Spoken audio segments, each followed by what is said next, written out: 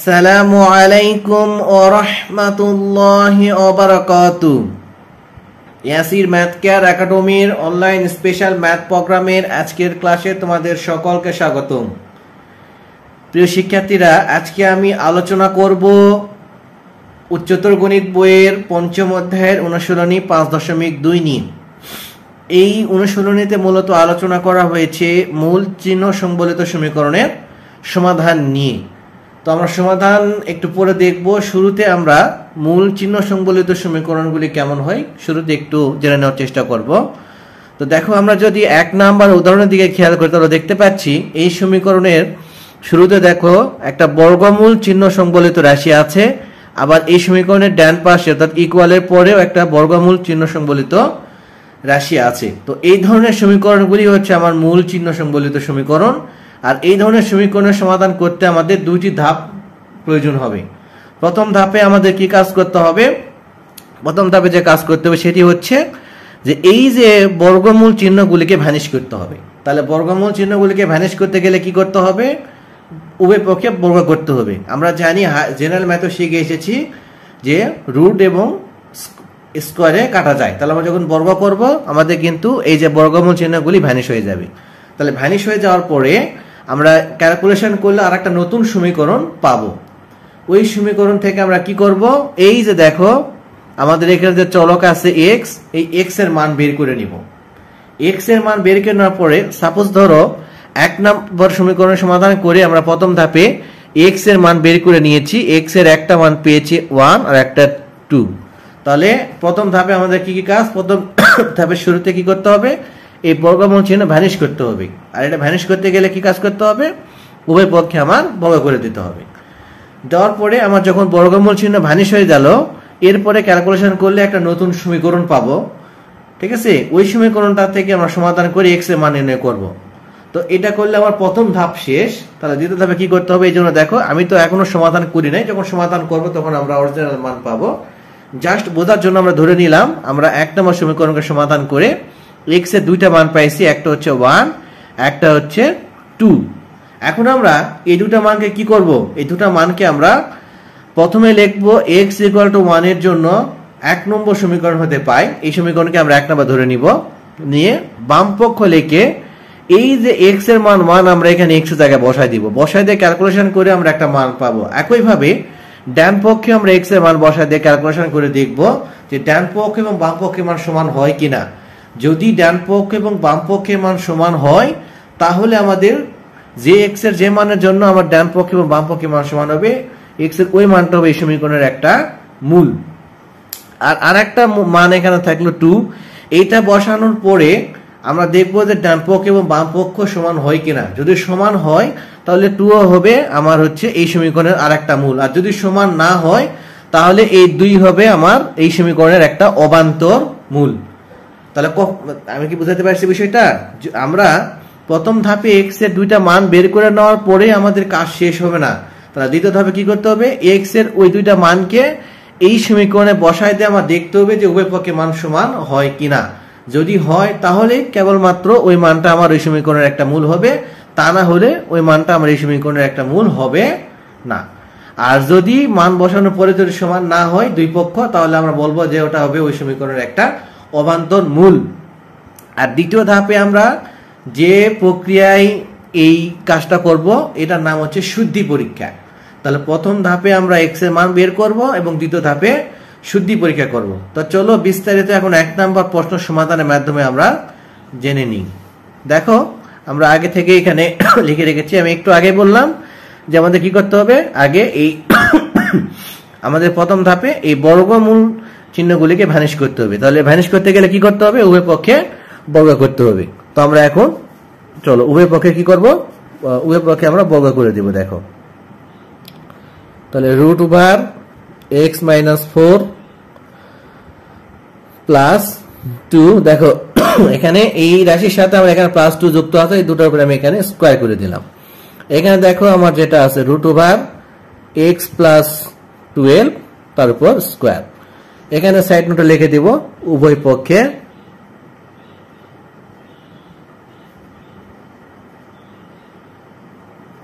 Side note আমরা কি লিখলাম? উভয় পক্ষে বর্গ করে। আচ্ছা প্রিয় শিক্ষার্থীরা, এখন তোমরা যদি একটু খেয়াল করো তাহলে এখানে দেখতে যাবে, দেখো আমি যদি এই যে এতটুকু অংশ কিছু দেখো যে রুট ওভারের ভিতরে যে রাশিটা আছে এটাকে যদি আমি এ ধরি, এটাকে যদি আমি বি ধরি, তাহলে দেখো আমার এখানে এ প্লাস বি হোল স্কয়ার সূত্র পড়েছে না? আমরা এ প্লাস বি হোল স্কয়ার সূত্র কি জানি? আমরা জেনারেল ম্যাথের চ্যাপ্টার 3 তে করে এসেছি, চ্যাপ্টার 3 3.1 এ করে এসেছি না? A plus B whole square সূত্র A square plus 2ab plus B square. এই সূত্রটা আমরা এখন এই যে এতটুকুর জন্য, কতটুকুর জন্য? এই যে এতটুকুর জন্য আমরা অ্যাপ্লাই করব। এখানে দেখো আমার এটা এ এবং এটা বি, তাহলে আমরা যদি এই সূত্রটা অ্যাপ্লাই করি তাহলে আমার এখানে এ কোনটা? এই যে এ, দেখো এখানে আমার স্কয়ার আছে না? তাহলে আমার এখানে এ কোনটা? তাহলে রুট এক্স মাইনাস 4, এটা আমার এ না? তাহলে এটার উপর কি করব? স্কয়ার দিব, তাহলে আমার এ স্কয়ার হয়ে গেল। তারপর দেখো আমার এখানে কত কি আছে? প্লাস দাও, সূত্রের প্লাস সূত্রের 2, তাহলে আমি এখানে এ দেখো এখানে যে এ বি, তার মানে এ কত ধরে নিয়েছে যে এটা, তাহলে এখানে বসাই দাও রুট এক্স মাইনাস এ, অবশ্যই ব্র্যাকেট দিবা x minus 4, sorry x minus 4।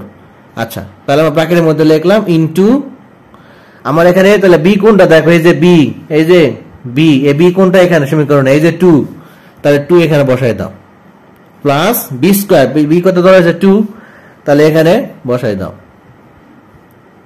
আর ডান পাশে দেখো আমার এখানে স্কয়ার আর রুটে কেটে গেল, অবশিষ্ট থাকলো হচ্ছে এক্স প্লাস 12, এটাকে এখানে রেখে দাও। আচ্ছা এখন দেখো আমার কি কাজ, দেখো এই যে এই এক্স মাইনাস 4 এর উপর স্কয়ার, তাহলে দেখো এখানে রুট আছে, রুট স্কয়ার কেটে যায় আমার এখানে এক্স মাইনাস 4 থাকবে কি থাকবে না? দেখো থাকবে না? আচ্ছা এরপরে আমার কি কাজ, দেখো আমি এখানে এই যে এই 2 আর 2 গুণ হয়ে গেলে আমরা এখানে হবে দেখো 4 into root over x minus 4, এখানে কত হবে আমার? এখানে হবে দেখো 4, এখানে এক্স প্লাস 12 যেটা আছে রেখে দাও। আচ্ছা প্রিয় শিক্ষার্থীরা খেয়াল করে দেখো আমার এখানে নেগেটিভ 4, এখানে পজিটিভ 4, কাটা যায় কি যায় না?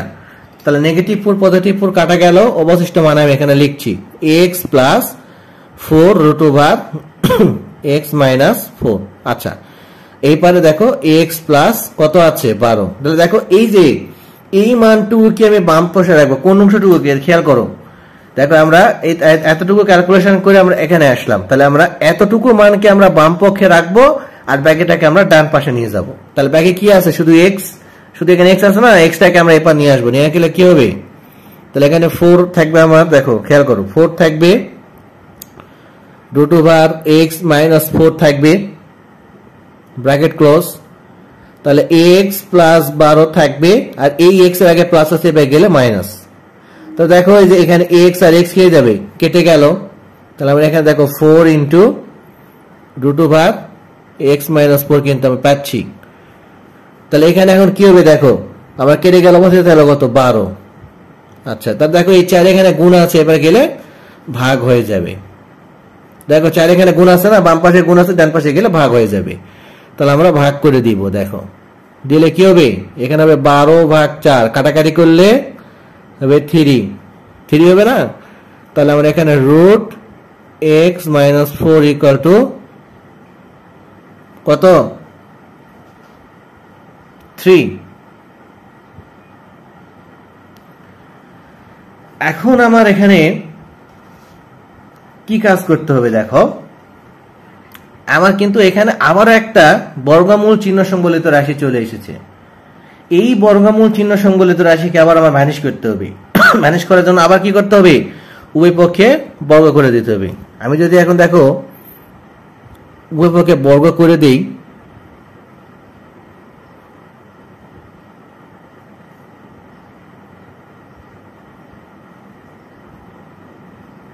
তাহলে এখানে কি লিখবো?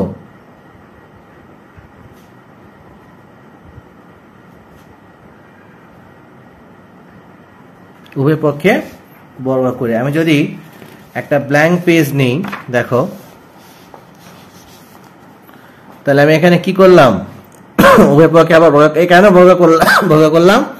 এই যে বর্গমূল চিহ্ন সংবলিত রাশিকে থেকে বর্গমূলকে ভ্যানিশ করার জন্য। তাহলে আমি এপারে কত পাচ্ছি?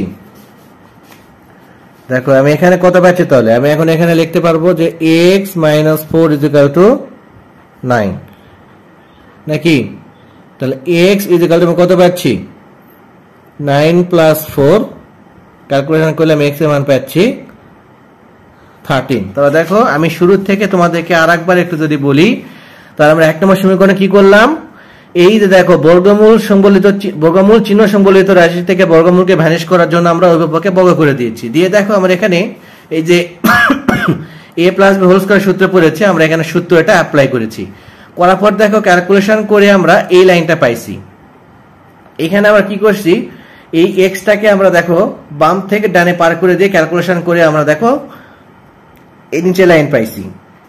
এখানে দেখো 4 গুণ আছে, এপারে গেলে ভাগ হয়ে যায়, ক্যালকুলেশন করার পরে আমরা এখানে এই 3 পাইছি। তারপরে দেখো আমার এই সমীকরণে এখনো পর্যন্ত কিন্তু এই বর্গমূল চিহ্নযুক্ত রাশি আছেই। তাহলে এই বর্গমূলকে আবার ভ্যানিশ করতে হবে। তাহলে বর্গমূলকে আবার ভ্যানিশ করার জন্য কি করছি, উভয়পক্ষে বর্গ করে দিয়েছি। দেওয়ার পর আমরা ক্যালকুলেশন করে এক্স এর মান আমরা 13 পাইছি। এখন আমরা কি করব, এক্স এর যে মান 13 পাইছি ওই মানটাকে আমরা এই যে এক্স এর জায়গায় বসায় দিব। তো এই জন্য আমরা এখন এখানে কি লিখবো দেখো, আমরা এখানে এখন লিখব যে এক্স এর মান, আমরা এখন লিখবো বাম পক্ষ,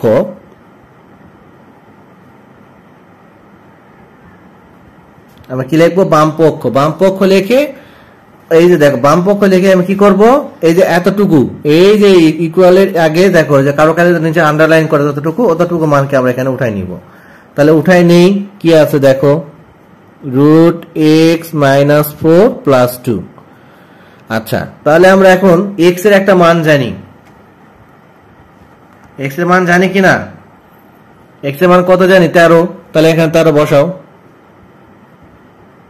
13 মাইনাস 4 প্লাস 2, তাহলে কত আসবে দেখো, রুট ওভার 13 থেকে 4 বাদ দিলে কত হয় 9 প্লাস 2। তাহলে আমরা এখানে 3 প্লাস 2 ইকুয়াল টু কত আসলো 5। একইভাবে আমরা একইভাবে আমরা কি করব, আমরা বাম পক্ষে আমরা 5 পাইছি। এখন আমরা এখানে দেখো আমরা ডান পক্ষটা বের করব। ডান পক্ষে আমার মান আছে, খেয়াল করো, রুট ওভার এক্স প্লাস 12। তাহলে আমি এই মানটা এখানে বসিয়ে দিলাম, রুট ওভার এক্স প্লাস 12। তাহলে আমার এক্স এর মান কত 13, আমি যদি বসাই দিই এখানে 12, তা 13 আর 12 এ কত হলো 25। তাহলে আমি মান পাচ্ছি 5। দেখো এখন খেয়াল করে দেখো, বাম পক্ষে আমি এক্স এর মান 5 পাইছি, ডান পক্ষে আমি এক্স এর মান 5 পাইছি। তার মানে এই সমীকরণে আমার বাম পক্ষে এবং ডান পক্ষে আমি প্রদত্ত এক্স এর এই যে প্রাপ্ত মানটাকে বসায় আমি ডান পক্ষ এবং বাম পক্ষ সমান পাইছি। সুতরাং আমি বলতে পারি যে এই সমীকরণের এক্স ইকুয়াল টু 13 হচ্ছে একটি মূল। তাহলে এই সমীকরণের আমার মূল কোনটা, এক্স ইকুয়াল টু 13। প্রিয় শিক্ষার্থীরা, আমরা 1 নাম্বার এই যে প্রদত্ত 1 নাম্বার সমীকরণটাকে সমাধান করে আমরা এক্স এর মান 13 নির্ণয় করেছি, এবং এরপরে দ্বিতীয় ধাপে এসে আমরা কি করেছি দেখো, বাম পক্ষ এবং ডান পক্ষ লিখে এক্স এর মানটা প্রদত্ত সমীকরণের দুই পাশে বসে আমরা দেখো দুটো সমান মান পাইছি, যার কারণে আমরা বলছি যে এক্স ইকুয়াল টু 13 হচ্ছে সমীকরণের একটা মূল বা সমাধান। তো এই যে প্রক্রিয়ার মাধ্যমে আমরা এই মানটা পাইছি, সেই প্রক্রিয়াটাকে বলা হয় শুদ্ধি পরীক্ষা। তো যখন পরীক্ষার খাতায় এই যে দ্বিতীয় ধাপে মানে এই প্রক্রিয়া বা পরীক্ষাটা করবো, অবশ্যই উপরে আগে শুদ্ধি পরীক্ষা কথাটা লিখে তারপরে আমরা এই বাম পক্ষ লিখে আগে বাম পক্ষ সমীকরণের বাম সাইডে যে মান মানে যে ইয়াটা থাকবে তুলে আমরা ওখানে যে প্রদত্ত চলকের মান বসায় দিয়ে ক্যালকুলেশন করে মান নির্ণয় করব। একইভাবে ডান পক্ষে আমরা মান নির্ণয় করব, দুই মান সমান হলে আমরা বলবো যে ওটাই হবে আমার প্রদত্ত সমীকরণের মূল। যদি আরেকটা থাকতো তাহলে আমরা আরেকটার জন্য বের করতাম। তো আমাদের যেহেতু এখানে একটা আসছে, এই জন্য একটার জন্য বের করেছি। তো দ্বিতীয় নাম্বার সমীকরণ যেটা আছে এর সমাধান করলে আমরা দুইটা মূল পাবো। তো চলো আমরা সেই সমাধানটা দেখি, তাহলে আরো ক্লিয়ারলি বুঝতে পারবো। তাহলে দেখো আমাদের দ্বিতীয় নাম্বার সমীকরণটা ছিল হচ্ছে রুট ওভার 11x বিয়োগ 6 equals to root over 4x plus 5 minus root over x minus 1। তো চলো আমরা এটা সমাধানটা এখন দেখি। তো আমরা 1 নম্বরে কি করেছিলাম, আমাদের কাজ হচ্ছে যে এই যে বর্গমূল চিহ্ন সংবলিত যে রাশিগুলি আছে এগুলি থেকে এই বর্গমূল চিহ্নকে ভ্যানিশ করা। তাহলে বর্গমূল চিহ্নকে ভ্যানিশ করতে গেলে আমার কি করতে হবে প্রিয় শিক্ষার্থীরা, অবশ্যই উভয় পক্ষে বর্গ করে দিতে হবে। তো আমরা প্রথমে সেই কাজটাই করব। যে রুট ওভার 11x বিয়োগ 6 এর উপর স্কয়ার, এই পারে আমরা আগে কাজ করে দিব। দেখো তাহলে 4x প্লাস 5,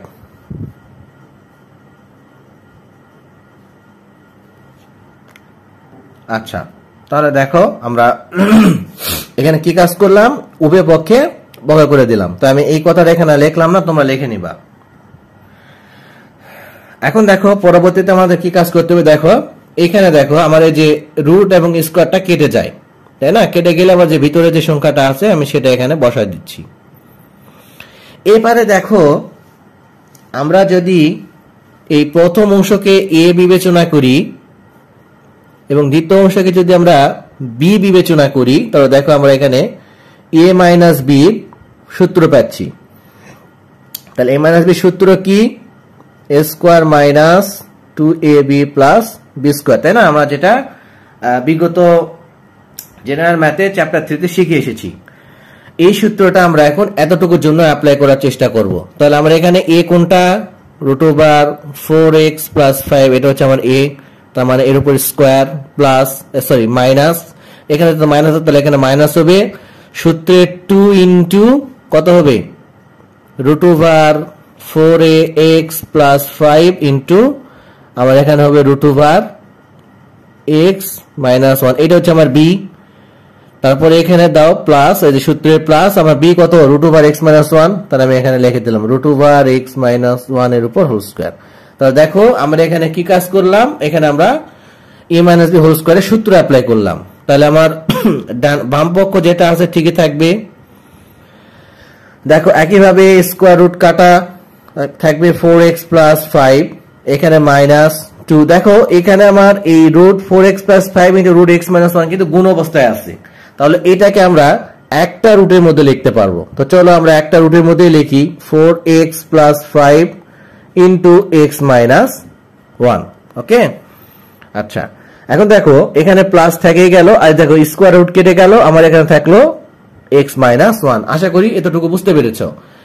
আবার দেখো পরের লাইনে এসে আমার এখানে এই অংশটুকু ঠিকই থাকবে, কোনো পরিবর্তন হবে না। এখন দেখো এই 4x আর এখানে একটা x, তাহলে আমার যোগ করলে হবে 5x, এখানে 5 যেহেতু বড়টার আগে প্লাস প্লাস, এখানে দেখো ওনার আগে মাইনাস, তাহলে আমার এখানে হবে 4, এখানে minus.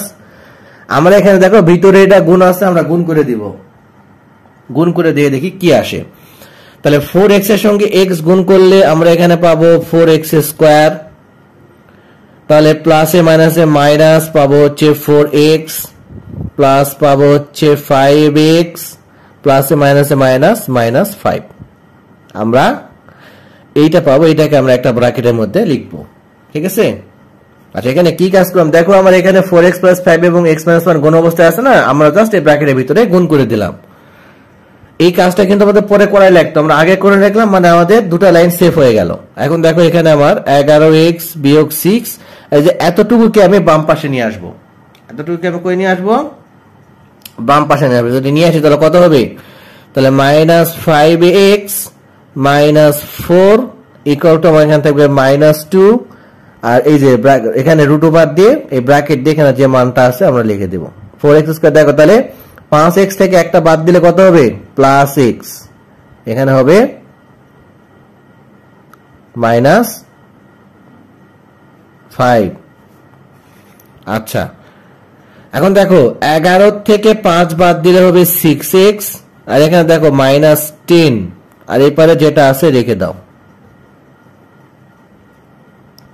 x square plus x বিয়োগ 5। প্রিয় শিক্ষার্থীরা, আবারও দেখো আমাদের বর্গমূল চিহ্ন সংবলিত আর একটা রাশি আমরা পেয়ে গেছি। তাহলে যেহেতু বর্গমূল চিহ্ন সংবলিত আরো একটা রাশি আমরা পেয়ে গেছি, এখন আমাদের কি করতে হবে, আবার বর্গ করতে হবে। এরকম যতবার বর্গমূল চিহ্ন সংবলিত রাশি আমাদের সমীকরণে থাকবে ততক্ষণ পর্যন্ত বর্গ করে যেতে হবে। যখন আমাদের দেখা যাচ্ছে যে একটা সিম্পল ইকুয়েশন আসছে, এই বর্গমূল সংবলিত চিহ্নটা বাদ দিয়ে সাধারণ একটা ইকুয়েশন আসবে না, ততক্ষণ পর্যন্ত করে যেতে হবে। সাধারণ ইকুয়েশন আসলে আমার বর্গ করার প্রয়োজন নাই। তো যেহেতু আমার এখানে বর্গ মূল চিহ্ন সংবলিত রাশি আছে, আমরা পুনরায় বর্গ করব। তাহলে উভয় পক্ষে বর্গ করতে হবে, তাহলে এখানে স্কয়ার ঠিক আছে।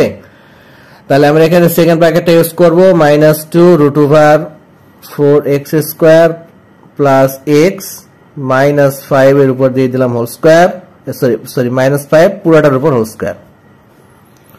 তাহলে দেখো এখানে আবার এই মাইনাস হোল স্কয়ার সূত্র পড়েছে, এই যে এখানে যে সূত্রটা অ্যাপ্লাই করলাম a² - 2b + b², আমরা এখানে আবার অ্যাপ্লাই করব। দেখো তাহলে 6x এর উপর তাহলে কত হবে স্কয়ার, সূত্রে -2 ইনটু আমার x হচ্ছে এটা এবং b হচ্ছে 10, তাহলে প্লাস 10 এর উপর স্কয়ার। দেখো আমরা এখানে তার সূত্র অ্যাপ্লাই করলাম।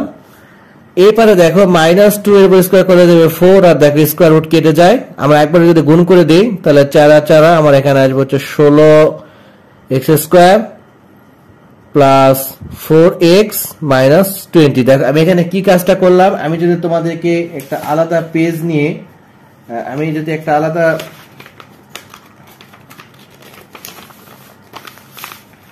পেজ নিয়ে আমি এখানে একটু ক্যালকুলেশনটা ডিটেইলসটা করে দেখাই, তাহলে আমার এখানে এরকম ছিল না। দেখো যে -2 √4x² প্লাস x -5 এটার উপর স্কয়ার, এটা কি না? এখন দেখো তাহলে এই -2 এর উপর স্কয়ার করলে আমার কত হবে 4 হবে, আর এখানে দেখো স্কয়ার রুট কেটে গেলে আমরা এখানে থাকবে 4x² প্লাস x -5। দেখো এই 4 কিন্তু এর সাথে গুণ অবস্থায় আছে, আমরা দেখো গুণ করি তাহলে কত হবে, দেখো 4x² 4x আর এই 4 আর 5 এ গুণ করলে এখানে হবে 20। দেখো তাহলে আমরা এই লাইনটা ডাইরেক্ট এখানে লিখছি, বুঝতে পারছো? সরি এখানে 16x হবে। আচ্ছা তাহলে আমরা এই লাইনটা না লিখে আমরা ডাইরেক্ট এই লাইনটা লিখছি। আশা করি এই লাইনটা কিভাবে এখানে আসলো বুঝতে পেরেছো। এখন কি করব, এই পুরাটাকে আমরা এক পাশে পার করব, তার আগে যে বাম পাশে ক্যালকুলেশনটা একটু সেরে নিই। তাহলে এখানে 36x², তাহলে এখানে আমার 6 × 12, 12 আর 10 120x, এখানে আমার 100। আচ্ছা এখন দেখো আমি যদি এটাকে এবার পার করি তাহলে আমার এখানে দেখো -16x² -4x প্লাস 20 = কত 0। দেখো 36 থেকে 16 বাদ দিলে হয় 20x², 120 আর 4 হয় 124x, 100 আর 100 যোগ করলে 20 যোগ করলে হয় 120 = 0। তাহলে আমরা এখন এখানে কি করতে পারি, দেখো আমরা এখানে এখন 4 কমন নিব। আমরা কি করব, এখান থেকে 4 কমন নিব, তাহলে 4 কমন নিলে কত হবে, এখানে 5x² বিয়োগ দেখো আমার এখানে হবে 31x। কিভাবে, দেখো তাহলে 4 × 4 3 × 4 12 প্লাস আমার তাহলে এখানে 3 × 4 12 3 আর এখানে 0 30। তাহলে এখন দেখো 5x², তাহলে এই 4টা এবার ভাগ হয়ে গেলে 0 এর সাথে ভাগ হয়ে গেলে 0 হয়ে যাবে, তাহলে 5x² বিয়োগ 31x প্লাস 30 = 0। তাহলে প্রিয় শিক্ষার্থীরা উৎপাদকের নিয়ম তোমরা সবাই জানো। তাহলে আমাদের উৎপাদকের নিয়ম কি, এমন দুইটা সংখ্যাকে গুণ করতে হবে যাতে গুণ করলে শেষের সংখ্যা মিলে, যোগ করলে মাঝারটা মিলে। দেখো আমার মাঝে 31 আছে, এখানে 30 আছে, তাহলে এমন দুইটা সংখ্যা গুণ করতে হবে যাতে করলে আমার 30 মিলবে, কিন্তু যোগ করলে কিন্তু আর 31টা মিলবে না।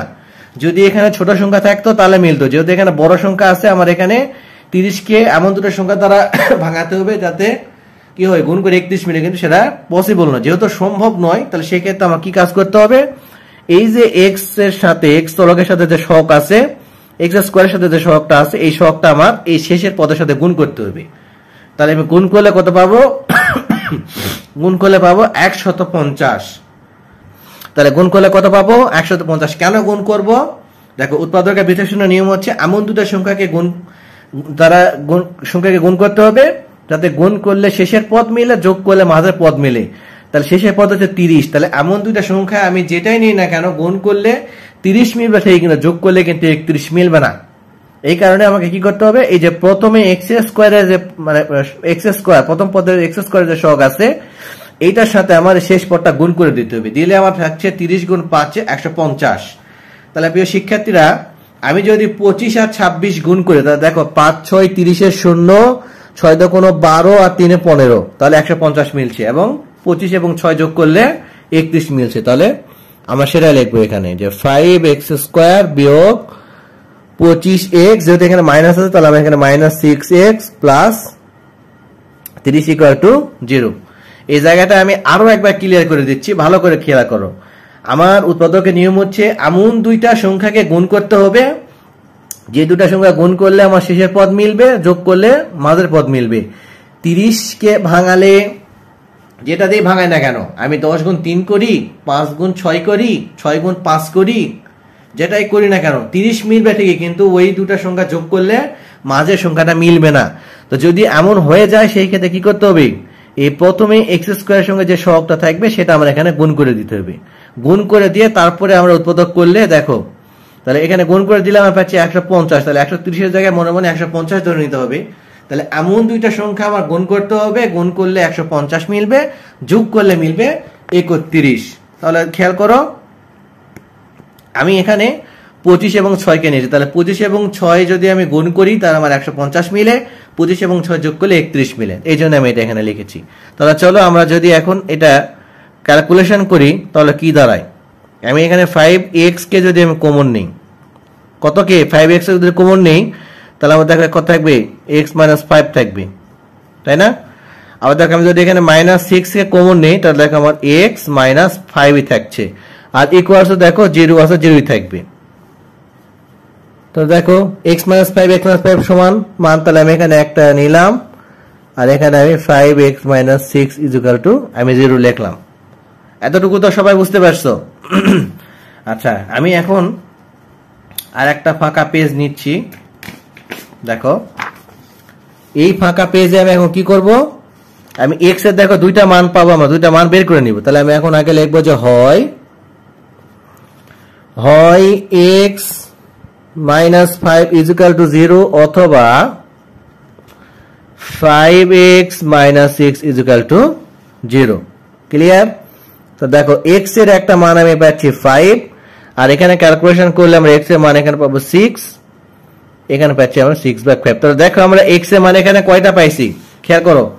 2 নাম্বার সমীকরণকে সমাধান করে x এর মান দুইটা পাইছি, একটা 5 আর একটা হচ্ছে 6/5। এখন আমরা কি করব, ওই যে শুদ্ধি পরীক্ষা। তাহলে এখন আমাদের কি কাজ করতে হবে, এখানে শুদ্ধি পরীক্ষা করতে হবে। তাহলে আমাদের এখানে যেহেতু দুইটা মান আছে, তাহলে আমি একটু আগে 1 নম্বরের ক্ষেত্রে বলছি যে আমরা যেহেতু শুদ্ধি, আমরা যেটা করবো সেটা আগে এখানে লিখবো। তাহলে আমরা কি প্রক্রিয়া করবো, শুদ্ধি পরীক্ষা। তাহলে আমি এখানে লিখবো শুদ্ধি পরীক্ষা, এটা হচ্ছে আমাদের পরবর্তী ধাপ। এটার মাধ্যমে আমরা এখন এটাই দেখার চেষ্টা করব যে আমাদের প্রদত্ত 2 নাম্বার সমীকরণের আসল মূল কোনটা হবে। তাহলে আমি এখানে এখন লিখবো বাম পক্ষ। কার জন্য, তাহলে শুদ্ধি পরীক্ষা x = 5 এর জন্য। তাহলে এখানে লিখতে হবে x = 5 এর জন্য। তাহলে আমি যদি এখন এখানে লিখি বাম পক্ষ, বাম পক্ষ কত আছে, √11x - 6।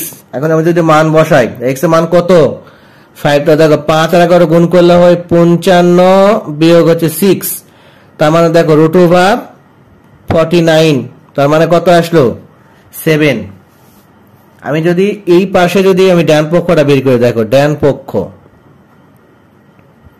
আর ডান পক্ষ কত আছে, এই যে দেখো এখানে খেয়াল করো √4x + 5, তাহলে √4x + 5, আর দেখো মাইনাস, এই যে খেয়াল করো দেখো -√x - 1, তাহলে -√x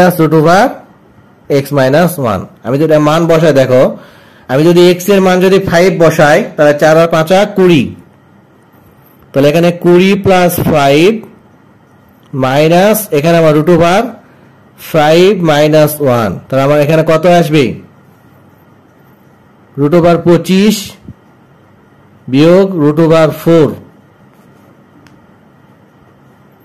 মানে 5 বিয়োগ কত এখানে আসবে, দেখো 5 বিয়োগ 2, দ্যাট মিনস 3।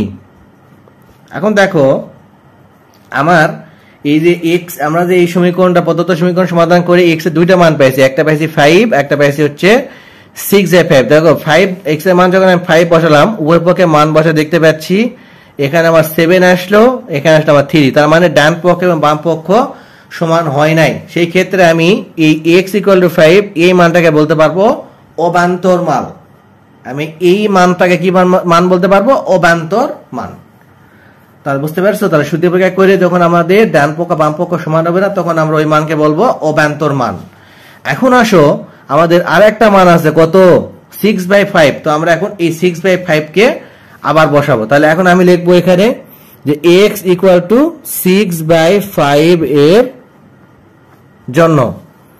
তাহলে আমার এখানে 2 নম্বর সমীকরণে কত আছে দেখো, রুট ওভার, আবার বাম পক্ষ যদি লিখি তাহলে আমি রুট ওভার 11x বিয়োগ 6। আমি যদি এখানে দেখো 6/5 বসে, তাহলে 6 এর সাথে 11 গুণ, তাহলে আমার এখানে আসবে দেখো রুট ওভার 66 নিচে 5 আর এখানে থাকবে হচ্ছে 6। আমি যদি এখন লসাগু করি তাহলে দেখো আমার এখানে 66 বিয়োগ আসবে দেখো 5 আর 6 30 আর নিচে 5। দেখো ক্যালকুলেশন করলে আমার উপরে দেখো কত থাকবে দেখো 36/5। তাহলে দেখো আমি যদি আলাদা করে লিখি 36 রুট ওভার 5, তাহলে 36 এর বর্গমূল করলে কত হয় 6 রুট ওভার 5। তাহলে আমার এখানে দেখো এই 6/5 এর মান বসে আমি এখানে মান পাইলাম 6 রুট ওভার 5 বাম পক্ষে।